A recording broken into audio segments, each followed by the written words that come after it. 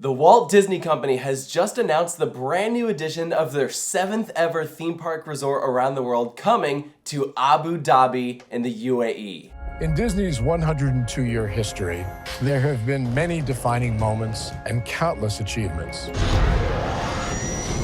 Today, we celebrate another thrilling moment, the creation of a spectacular new Disney theme park resort coming to Abu Dhabi.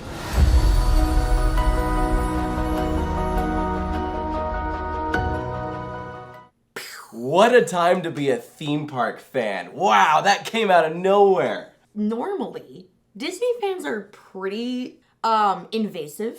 And I don't mean this in a bad way because I love it. That they are able to find stuff out all the time. It is very hard for Disney to like full on surprise people. This time, literally nothing. A few days ago, we started hearing inklings that there was some sort of project that would be involving Disney coming to Abu Dhabi, but we didn't know any more information beyond that. And so, like, I know internally we had discussions of like, oh, what do we think it is? And, you know, it started off small, like, oh, maybe they're building like a Disney store. And it's like, wait, no, they like going all out in the UAE. Maybe they're doing like some big themed resort, but we were like, would they really do a theme park out there?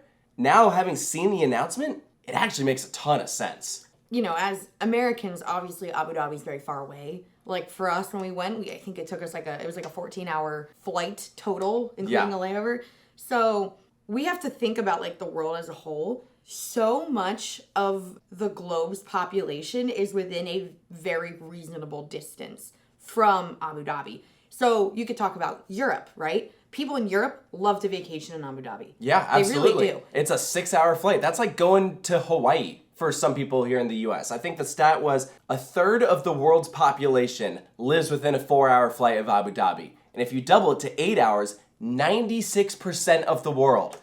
The US is not in that percentage, but the rest of the world is. That's crazy. A ton of people from India will go and tour and do trips out there. Yep. Right? And India has how many billion?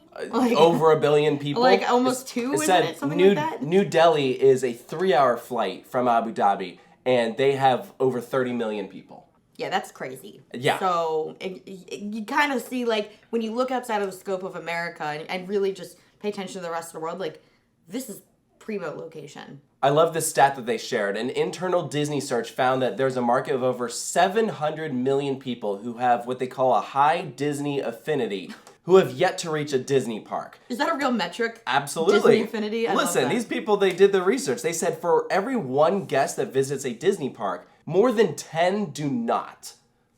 So they're trying to reach a part of the world that has no Disney resort anywhere remotely close. I think it'd probably have to be like Disneyland Paris. This is gonna reach a ton of people, and I think it's more accessible than some people realize. Like, if you are in Europe trying to travel to Asia or vice versa, Australia, there's a good chance that you are having a layover in either Dubai or Abu Dhabi. If you fly into Abu Dhabi, you're gonna be about 15 minutes away from this park. If you fly into Dubai, you're gonna be about an hour away from this park. That is super accessible. I think it's important to talk about right off the bat that this park is not being funded by Disney. It is using the Disney name much in the way that the Oriental Land Company in Japan uses the Disney name. Disney will be responsible for all creative endeavors, all design, just like all of our experiences and parks around the world. We'll obviously lend our hand in operational expertise. We want guests, whether it's their first time in a Disney park or if they've visited our parks around the world, to feel that same Disney magic that they'd feel at any one of our parks around the world. Miral will fully fund this project. And then ultimately, when it's fully built out, they'll operate it with oversight from us as well.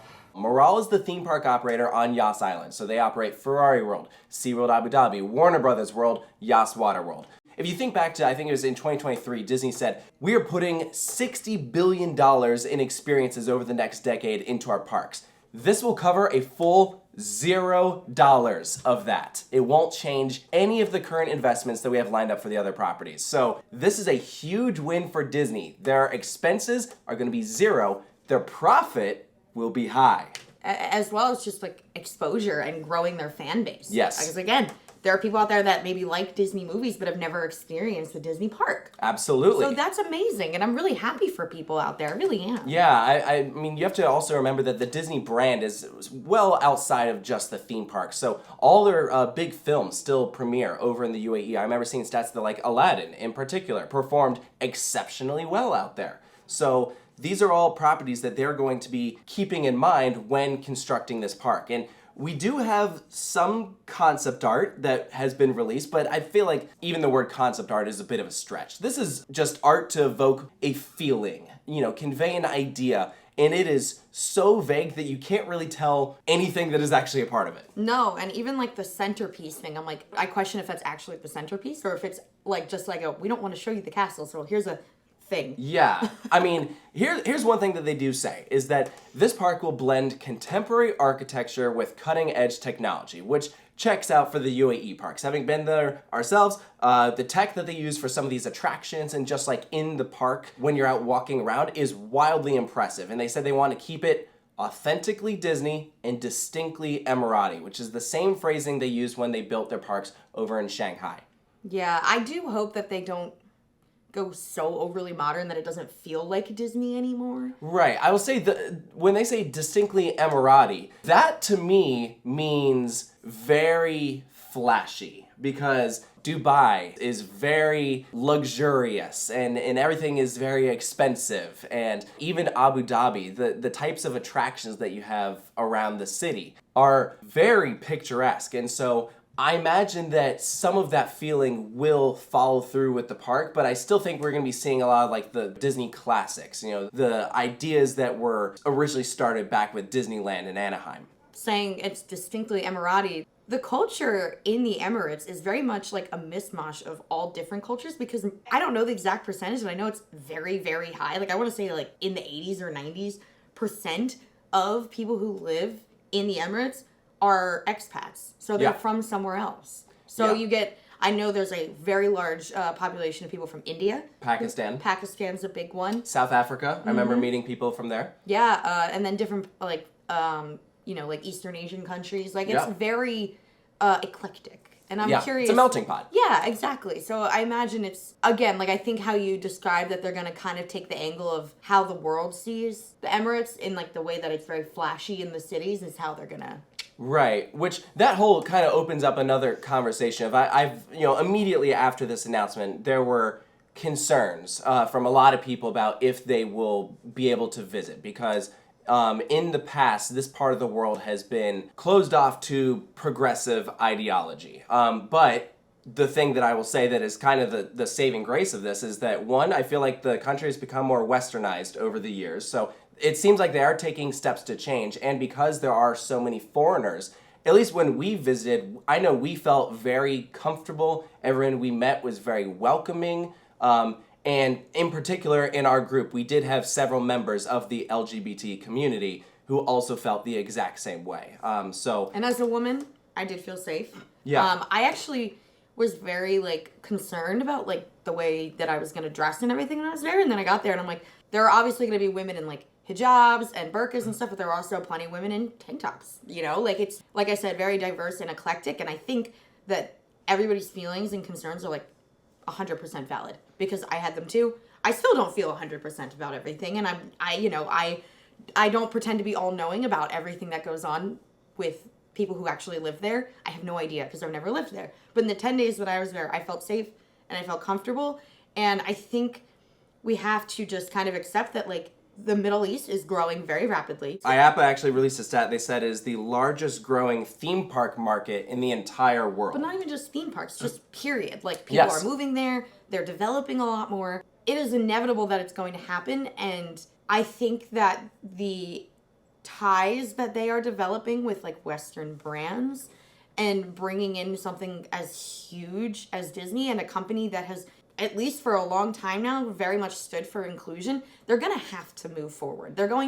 It's almost like they're going to be forced into some level of progressivism. And that, to me, is a good thing, you know? Absolutely. It should be a good thing to everyone. I think a world that is more welcoming and inclusive is you can't there's no way to spin that's a negative thing. Right, and Abu Dhabi is also a huge hub for tourism. So there was actually a stat that was released last week discussing the millions and millions of people that come to Yas Island for tourism. We discussed it in our Ferrari World video because Ferrari World is adding a 4 times record-breaking roller coaster. Which now makes a lot more sense. Yeah, they're going to be expanding Warner Brothers World. So like Yas Island is going to be booming in the future.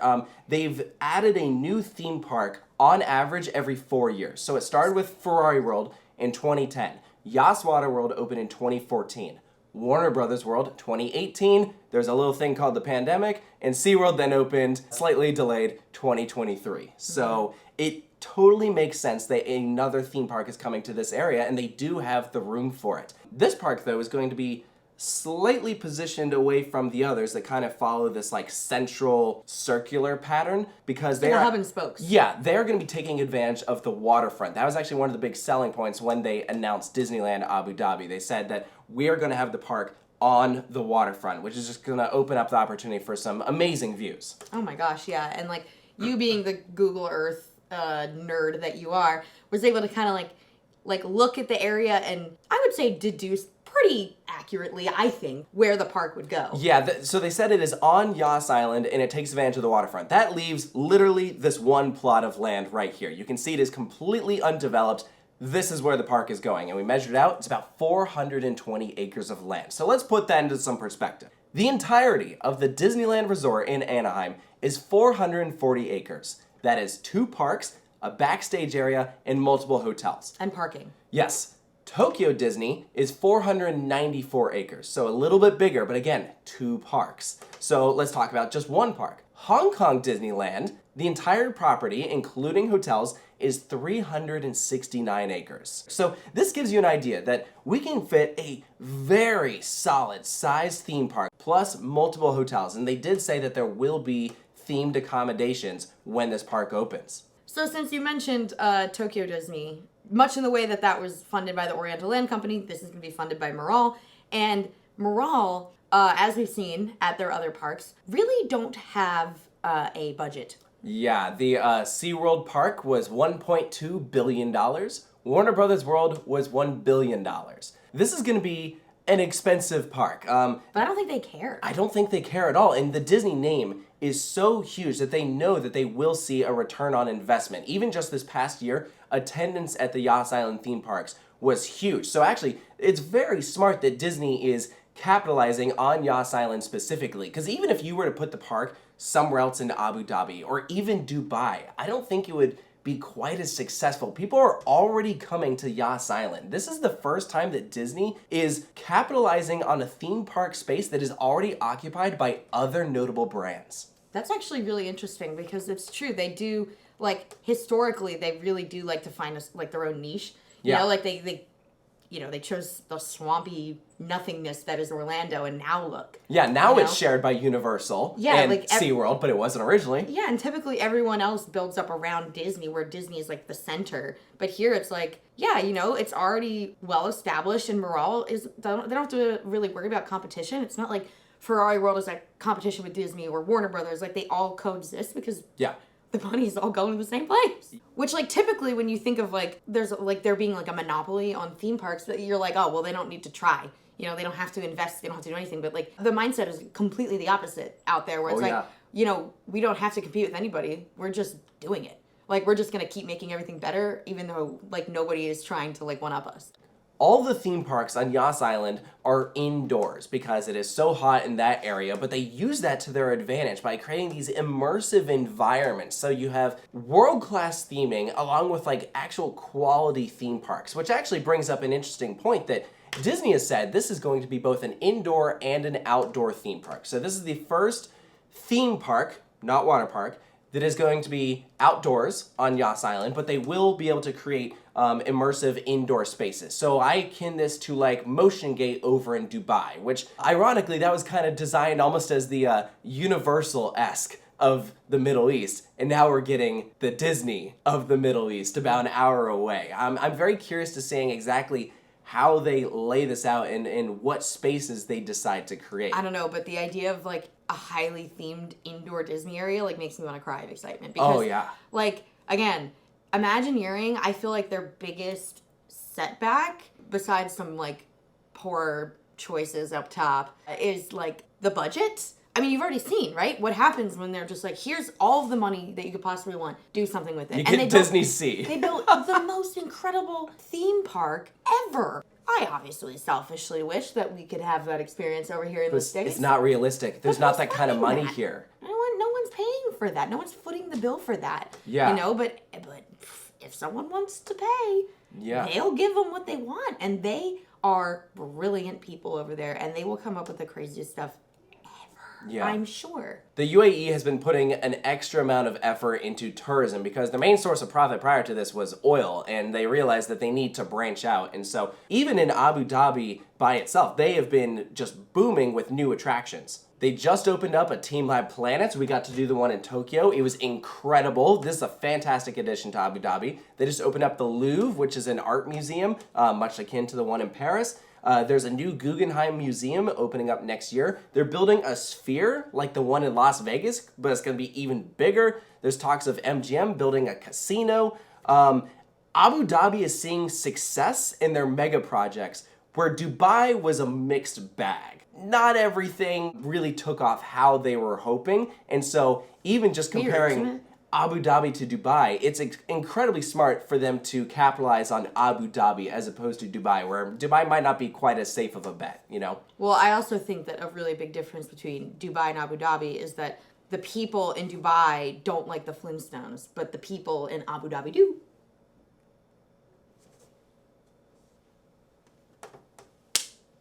The goal is to boost Abu Dhabi tourism to 39 million people by 2030. Now, what's interesting about this stat is that I don't actually know that that would be inclusive of this new Disney park. You know, you say by the time it opens. Bob, when do you expect that this resort will actually open? Well, we're not pinning down a date yet. It typically takes us between 18 months and 2 years to design and fully develop, and approximately 5 years to build.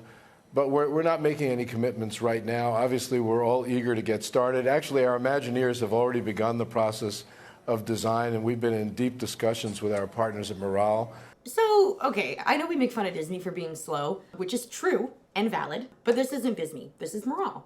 Miral moves. Yeah, they do. If they want something done, they will get it done, and they will get it done in the amount of time they want. Right. So I think 2030 is possible, but I also think it could be 2031, which if that's the case, that's going to be one heck of a year, because that's also when Universal Great Britain is opening up. I love being a theme park fan right now. We literally just got a Universal Great Britain announcement, like, what, a week or two ago? We just went to Epic. Yeah, and Epic Universe just opened up. What a great hobby. This is crazy. Like, we, for the past couple of years, have been saying, like, Universal has been kicking Disney's butt. Like, Disney's been getting a little too comfortable. And then I feel like things started to change at the most recent D23 when they said, like, hey, we realize we need to actually start investing in our theme parks again. And, you know, some of their new expansions look pretty awesome. But we were like, when will they ever do another park? Here it is.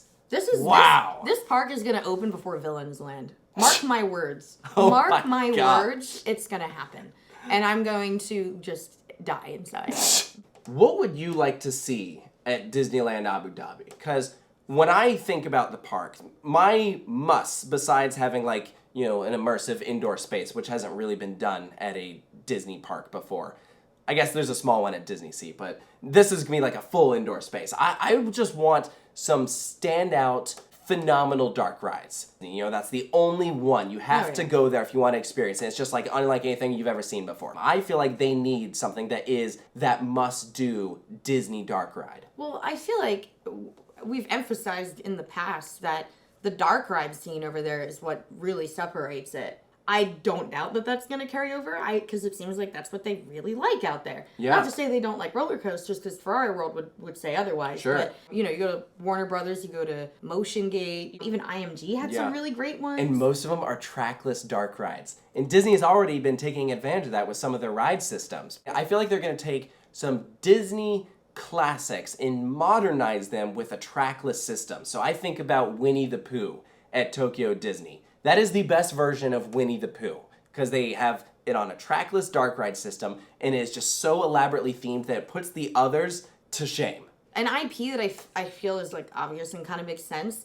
because it's I believe it's the only piece of like Disney IP that is like representative of like the Arab culture would be Aladdin. Yeah. I think it'd be pretty cool. There's a part of me that's like, is that the same thing as like us as Americans, like having like a massive, like putting a bunch of money into the Epcot pavilion that's like America? I don't know. But is it something that people resonate with? Because representation matters. It does. And I know that people out there, because of the success of the film that you talked about, feel connected to that film because it's like, wow, Disney like represented our culture in some way, like, so I imagine we'll see that included in some way. I'd love to see that. I feel like that's also an IP that has been underrepresented in other Disney parks. So I think the potential there is really cool. I definitely think we're going to be seeing an indoor coaster, maybe more than one. We'll see if they capitalize on a Space Mountain. That'd be pretty interesting to see what they could come up with there. I also wouldn't be shocked if we see some attractions that are very similar to some at other parks. Or do they want all of the attractions to be exclusive to their property? I'm against that one. Yeah, immediately based off of the concept art that they released, I don't immediately recognize anything in particular. It looks like they have something kind of like Tron, but will that actually be Tron? I doubt it. Yeah, I think that is going to be very interesting what they come up with, but I have a lot of faith that they're going to do a good job. I think that this is going to be something really special. Speaking of faith, one thing that they're going to have to include that we haven't seen, at least not a lot of at the other Disney resorts, is they're going to have a lot of prayer rooms. Right, that's something that you actually see over at, I know SeaWorld has that, Ferrari World, all the other big parks. Yeah. It's just, something you have to take into consideration. It's a huge part of their culture. Absolutely. Whereas, you come to America and we have like a very, large blend of religions. Out there, it's very predominantly Islam. Yeah. And I have to say, every interaction I've ever had with someone out there who is Islam, even though I'm like, I don't necessarily dress the same or pray the same or anything, they are so kind and respectful and wonderful. So. Which is part of Disney's brand. You talk about like, what people have to go through at the Disney College program. There's a certain persona or like an expectation that comes from a Disney employee. It's a standard that will, I'm sure, have to be maintained over there. I think that's what they say when Disney says they will have operational oversight. I imagine a lot of it comes down to training. And this goes back to what we were saying before, that I hope that Disney's presence now in the Middle East will cause a shift, because we're always like saying like, oh, like we want that part of the world to be leaning more into like the progressive movement that's happening all over the Western world. And like, I think all of us like saying how we feel on social media and et cetera, like, is like a drop in the bucket as compared to like what Disney can do like impactfully out there. And like that being said, like I really, really hope that Disney makes some sort of statement and promise that they will absolutely make sure that every single person that steps foot into the United Arab Emirates will be safe from the start to the end of their trip, regardless of their gender, their sexual orientation, the way they dress, the way anything, that they're going to make sure that everybody is safe. Yeah, it's going to be very important to them that everyone has a positive experience at their park because their name is attached. Well, and they owe that to their fans, right? Because if you look at who works at these Disney parks, especially the ones in America, tons of people that are part of the LGBT community, tons of women, like tons of people from all different ethnic and racial backgrounds. And, I know that there's a lot of mixed feelings. Like I have mixed feelings. I'm sure you do too. I think everybody does, that it's like, Disney has made it very central to who they are to be inclusive. And like, it can look like, oh, they're throwing it away. But I also am trying to take the angle that maybe this is like, hey, we can help push this part of the world to be more that way. I really like to think that has something to do with it. And we're still several years away from this theme park opening. And so that only gives that area more time to, help with that shift in mindset. Because a lot of it is, something that evolves over time, right? Mm-hmm. And being open to Westerners and different ways of life and various cultures all helps with that general mentality shift. And so that's why I am more optimistic about this project than maybe others. This makes me wonder if we're going to see a resurgence of the Universal project out there someday. Oh, yeah. Because clearly Disney and Universal can coexist. They're doing it just fine here. Right. Well, the Dubai Land project didn't work out. The arch is still sitting out there somewhere in the desert. Well, they could just like pick it up and like move it. I don't know. If they want. I do think that there is still another space for another theme park on Yas Island. If you look to where Warner Brothers is, there's a plot of land that they could definitely fit like another theme park. I don't think they would use that for a Universal Park. No. But like, I don't think Yas Island is done expanding. I really don't think Disney's going to be the end of it. If you didn't already have an excuse to go visit Ferrari World and go ride the world's fastest coaster, or go visit the most modern and advanced SeaWorld park you've ever seen, now people are going to be working this into their vacation. I already felt like Yas Island was like at least a 4-day, trip. Now this is at least a week, right? I mean, it's like the Orlando of like the other side of the world. They are competing in the theme park space as like the top destination. Oh, that's a long flight though. It is a long flight. It is. I'll bring Stitch with me. Oh, by the way, he's a bracelet. Fun fact. Look at that. Woohoo! Go see the live action May 23rd. Oh, I hope it's good. Let us know down in the comments below, what do you think of Disneyland Abu Dhabi? We'll be having more videos out from this project as time progresses. Hopefully once we get some really solid concept art, we can see what kind of attractions are coming. I'm really excited to cover this park in the future. Thank you guys for watching, and we'll see you next time. Bye. That was pretty good.